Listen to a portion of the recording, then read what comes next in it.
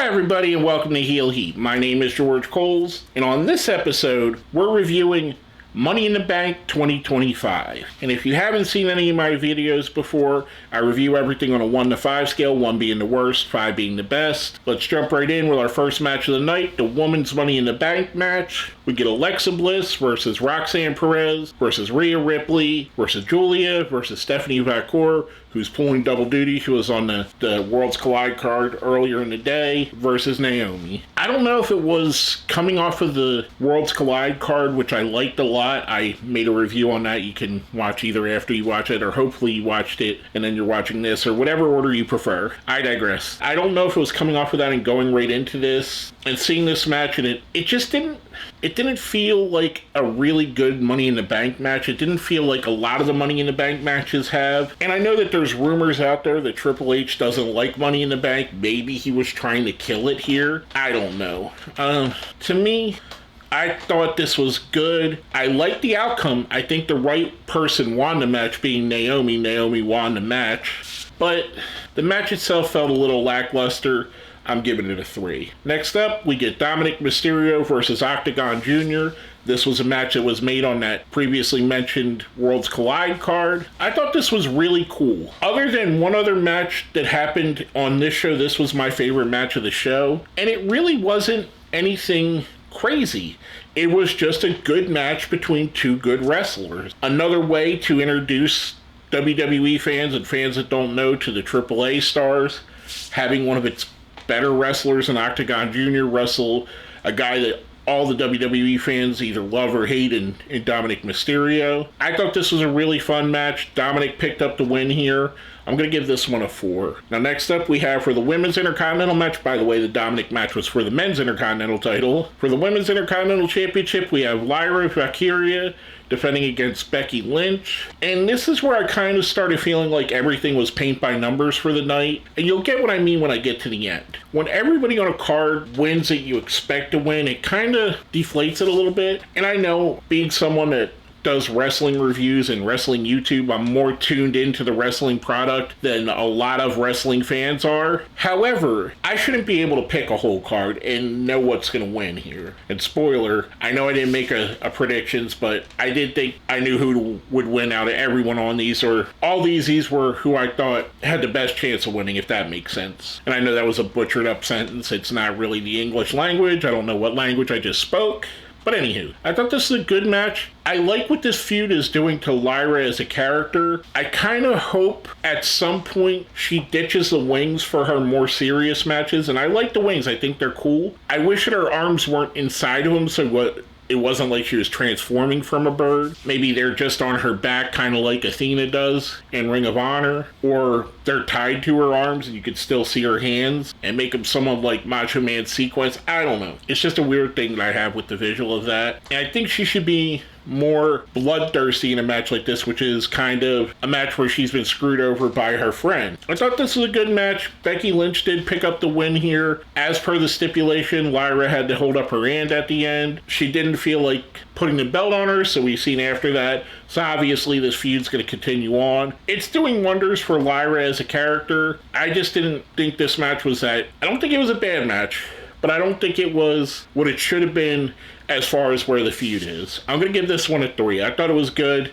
Not much higher than that. Now, next up, we roll into the Men's Money in the Bank match. We get Seth Rollins versus LA Knight, versus Andrade, versus Solo Sikoa, versus Penta, versus El Grande Americano. Again, I think this was another just their Money in the Bank match. It didn't feel special. The overbooking got a little bit to me when you had Braun Breaker and Bronson Reed come out, and then JC Mateo and Jacob Fatu. That was a little bit much. I will say Solo Sikoa, to me, was the MVP of the match with his comedic stuff that he was doing. I really love where his character has gone recently, how he's so over the top and so goofy, and it still works within the character of Solo. I really enjoyed that. Having Jacob turn on him and say, "I hate you, Solo," and then attack him so Solo doesn't win, I thought that was a nice story bit. But it did feel overbooked a bit, And we're noticing a trend here. In a lot of the important matches recently, they're feeling a little bit overbooked. And what I mean by overbooked is you get run-in after run-in after run-in, false finish, stuff you would have seen in the Attitude Era, which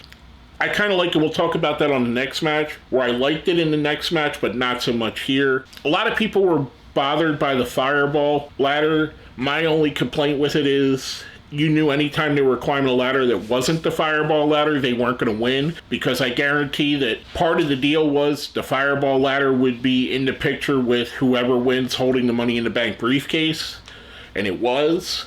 Seth Rollins picked up the win here. The other complaint I have about this, we just recently on TV, fresh in our minds, heard Sami Zayn and CM Punk talking about we can't let Seth Rollins win under any circumstances. Where were either of those two to stop it? It would have made logical sense for one of those two or both of them to get involved. I mean, Braun Breaker got involved. Bronson Reed got involved. The New Bloodline got involved. Jacob Fatu cost Solo Sikoa the match. CM Punk could have cost Seth Rollins a match and helped LA Knight win, and the crowd would have went apeshit. I don't know, it just felt a little underwhelming again. I'm going to give this one a 3. I think it has the same issues the women's match had, where they felt underwhelming. Not bad, just I expect more. Then we go into our main event of the evening.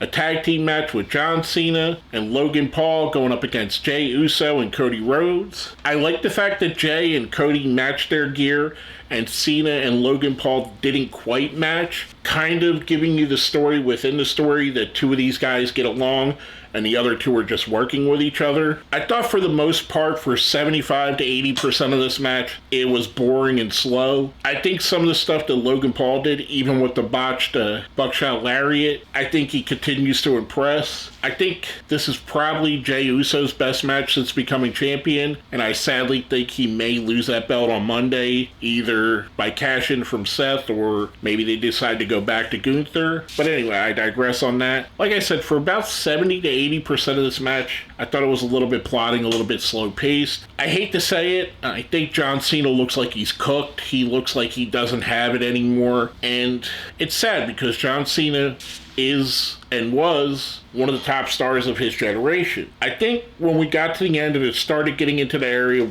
what I mentioned before in the previous match about the overbooking, where it started to feel like an Attitude Era match where there were ref bumps, there was craziness, there was outside on the announce tables. Then we get Cena hitting Cody with the belt again, only to turn around and have somebody in a hoodie attack him. And I kind of thought for a moment it was Seth Rollins. I figured it would be Seth Rollins. And then when he took his hoodie off, it gave us the shock and surprise of the night. I don't know if we were worked or not. All the signs say that we weren't, that he was actually fired and then brought back. But it was Ron Killings, aka R-Truth. They're going by Ron Killings now. He even has merchandise under that. I thought that was the saving grace of that match. I think that's what put that match over the top. I will take that first 20 minutes of boringness if you give me a surprise like Ron Killings at the end or R-Truth at the end. It makes up for it in my opinion. The good guys pick up the win, Cody Rhodes and Jey Uso, which makes a lot of sense because Cody Rhodes needs a reason to be able to go after the belt, and obviously, I don't think you have Jey lose right now, even though what I just said a minute ago. I think you still need to build him as a strong champion, but I digress on that.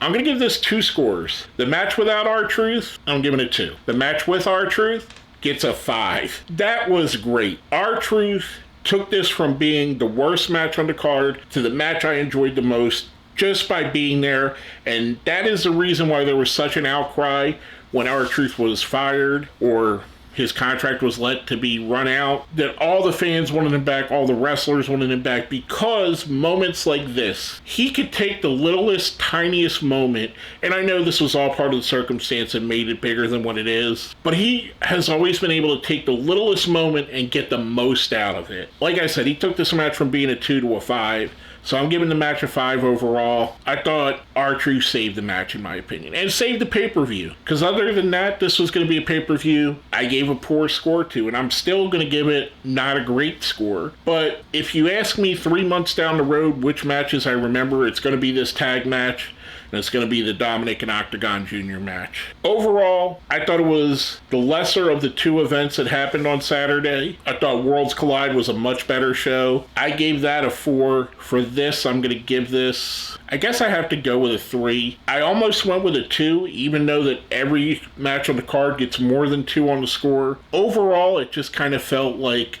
an unimportant show. It felt like Saturday night's main event a couple weeks ago was a more important show than this. I don't know, it just, without R-Truth, without the Jacob Fatu turn, without the Dominik and Octagon match, I don't think I would have liked this at all. But it is what it is. I'm going to give it a 3. With all that being said, my name is George Coles, and you've been watching Heel Heat.